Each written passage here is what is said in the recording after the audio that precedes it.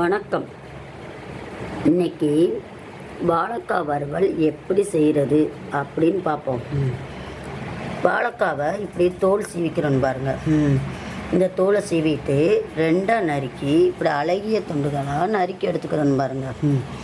அப்போ எண்ணெயில் சீக்கிரம் வறுபடும்.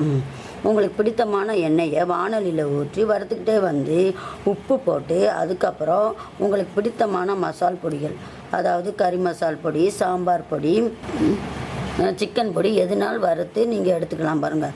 நல்லா சீக்கிரமே வெந்துடும் பாருங்கள். இது தயிர் சாதம், சாம்பார் சாதம், ரச சாதத்துக்கு நல்லாயிருக்கும். சின்ன பிள்ளைகளுக்கு நல்லா மாலை நேரத்தில் ஸ்நாக்ஸாகவும் கொடுக்கலாம் பாருங்களேன். இந்த இது நல்லாயிருக்கும், ஆண்களுக்கும் பிடித்தமானதாக இருக்கும்.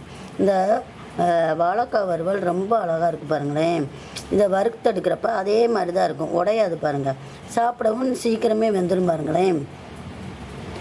வாணலியில் வறுக்கிறத அடுத்து பார்ப்போம். இப்போ வாழைக்காவை அழகிய துண்டுகளாக நறுக்கி வேக வச்சுட்டேன் பாருங்களேன்.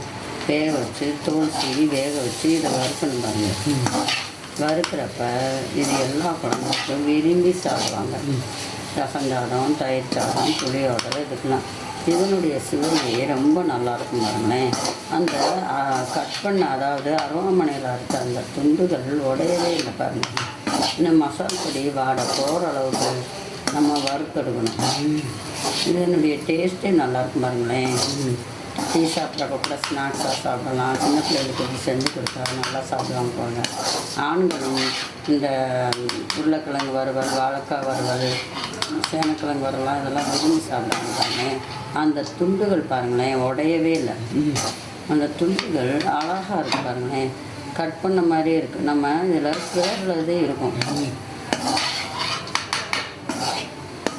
வாழைக்காய் வறுவலை தோல் சீவி அழகாக ரெண்டாக கட் பண்ணி இந்த மாதிரி, அதாவது இந்த மாதிரி ஒரே துண்டுகளாக கட் பண்ணி நம்ம எண்ணெய் ஊற்றி உப்பு போட்டு வறுத்துட்டு அதுக்கப்புறம் கடைசியில் மசால் பொடி போடணும் பாருங்கள். இந்த மசால் பொடி வாடை போகிற அளவுக்கு நம்ம இதெல்லாம் வறுத்தெடுக்கணும்.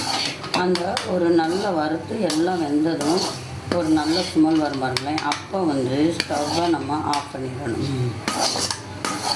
நல்ல வாழைக்காய் வறுவல் ரெடி ஆகிடுச்சு பாருங்கள்.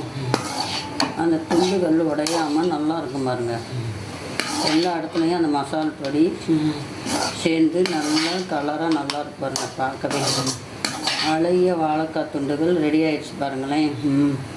நீங்களும் இதே மாதிரி செஞ்சு நீங்கள் வந்து குழந்தைகளுக்கு கொடுக்கலாம் பாருங்கள். இது மிகவும் சத்தான உணவு பாருங்களேன்.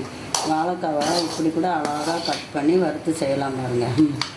இதை கூட மகளிருக்குள்ள நம்ம புளியோதரை இந்த மாதிரிலாம், தக்காளி சாதம் இந்த மாதிரி இதுக்கெல்லாம் வச்சு கொடுக்கலாம் பாருங்களேன். விரும்பி சாப்பிடுவாங்க. சட்டுன்னு வெந்துடும் பாருங்களேன். நன்றி, வணக்கம்.